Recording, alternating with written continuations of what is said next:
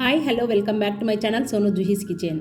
ఇవాల్టి మన రెసిపీ కాకరకాయ ఫ్రై. అస్సలు చేదు లేకుండా చాలా ఈజీగా చేసుకోవచ్చు. చాలామందికి కాకరకాయ ఫ్రై చేదుగా ఉంటుందని తినరు. సో నేను చెప్పినట్లుగా చేసి పెట్టండి, చాలా ఇష్టంగా తింటారు. నాకు కూడా కాకరకాయ ఫ్రై అంటే అస్సలు ఇష్టం ఉండేది కాదు. మా అమ్మ చేసేది చూసి నేను ట్రై చేశాను. చాలా అంటే చాలా బాగా నచ్చింది. సో నేను నేర్చుకున్నది మీకు ఎందుకు చూపించకూడదని ఈ వీడియో చేస్తున్నాను. చాలామందికి తెలిసే ఉంటుంది, తెలియని వాళ్ళ కోసం ఈ వీడియో యూస్ అవుతుందని చేస్తున్నాను. మరి లేట్ చేయకుండా వీడియోలోకి వెళ్ళిపోదాం. నేను ఇక్కడ 500 గ్రాములు కాకరకాయలను తీసుకొని శుభ్రంగా కడిగి ఇలా పలుచటి చక్రాల్లా కట్ చేసుకోవాలి. అందంగా కట్ చేసుకుంటే వేగడానికి కొంచెం ఎక్కువ టైం పడుతుంది, కాబట్టి ఈ విధంగా కట్ చేసుకుంటే సరిపోతుంది.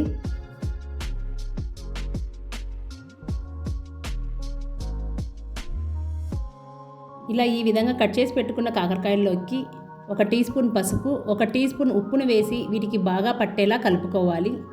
ఇలా పసుపు ఉప్పు వేయడం వలన అందులో ఉన్న నీరు వచ్చి చేదు తగ్గుతుంది. ఇలా చేయడం వలన కాకరకాయలు త్వరగా వేగుతాయి, చేదు అస్సలు ఉండదండి. చూడండి, నేను చూపించిన విధంగా పసుపు ఉప్పు బాగా పట్టేలాగా కలుపుకోవాలి. ఇలా కలుపుకున్న వాటిని మూత పెట్టి ఒక అరగంట సేపు వదిలేయండి.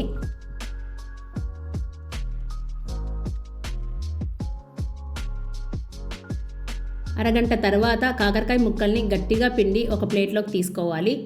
చూడండి, గట్టిగా పిండగా కాకరకాయ ముక్కలు ఇలా వస్తాయి.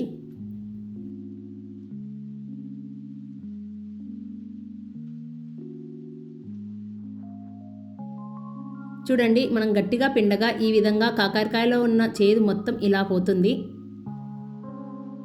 ఇప్పుడు స్టవ్ మీద కడాయిని పెట్టుకొని 3 టేబుల్ స్పూన్ ఆయిల్ని వేసి, ఆయిల్ వేడయ్యాక కాకరకాయ ముక్కలను వేసుకొని ఫ్లేమ్ని హై ఫ్లేమ్లో పెట్టుకొని 5 నుండి 10 నిమిషాలు మూత పెట్టి మగ్గించుకోవాలి. మధ్య మధ్యలో కలుపుకుంటూ ఉండాలి. అలాగే చాలామంది కాకరకాయ కట్ చేసేటప్పుడు పైన ఉన్న పొట్టు లోపల ఉన్న గింజలను తీసేస్తూ ఉంటారు. అసలు తీయాల్సిన అవసరం లేదు. గింజలు వేగి చాలా రుచిగా ఉంటాయి. పంటి కింద గింజలు తగులుతూ అక్కడక్కడ టేస్ట్ చాలా అంటే చాలా బాగుంటుంది. మంచి క్రిస్పీగా టేస్టీగా కూడా ఉంటుంది. ఈలోపు కాకరకాయలోకి కారం కోసం ఒక మిక్సీ జార్ను తీసుకొని 2 టేబుల్ స్పూన్ల ఎండు కొబ్బెర, 1.5 టీ స్పూన్ కారం, కాస్తంత ఉప్పును వేసి మెత్తగా గ్రైండ్ చేసుకోవాలి.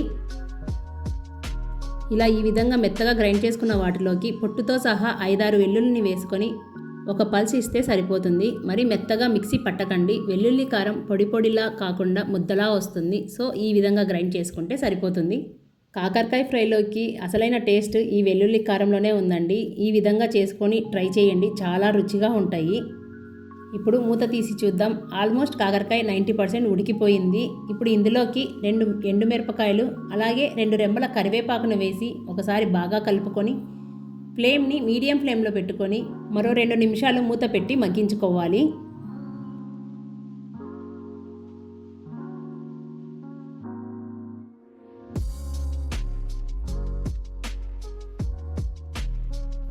చూడండి, కాకరకాయ చక్కగా వేగిపోయింది. ఇప్పుడు ఇందులోకి మనం గ్రైండ్ చేసి పెట్టుకున్న వెల్లుల్లి కారం వేసుకొని మొత్తం ఒకసారి బాగా కలుపుకున్న తర్వాత ఉప్పు సరిపోయిందా లేదా అనేది ఈ టైంలో చెక్ చేసుకోండి. సరిపోకపోతే రుచికి సరిపడా ఉప్పును యాడ్ చేసుకొని మరో 1 నిమిషం పాటు ఫ్రై చేసుకొని స్టవ్ ఆఫ్ చేసుకోవాలి.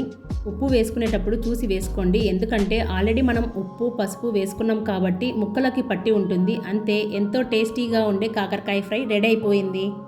కాకరకాయ నచ్చని వారు ఈ స్టైల్లో ట్రై చేసి చూడండి, అస్సలు చేదు ఉండదు, చాలా బాగుంటుంది.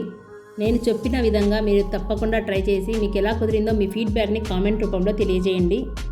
సో ఫ్రెండ్స్, ఇవాల్టి వీడియో మీకు నచ్చిందనే అనుకుంటున్నాను. మీకు నచ్చినట్లయితే please like, share, subscribe to my channel Sonu Juhi's kitchen. Thank you for watching.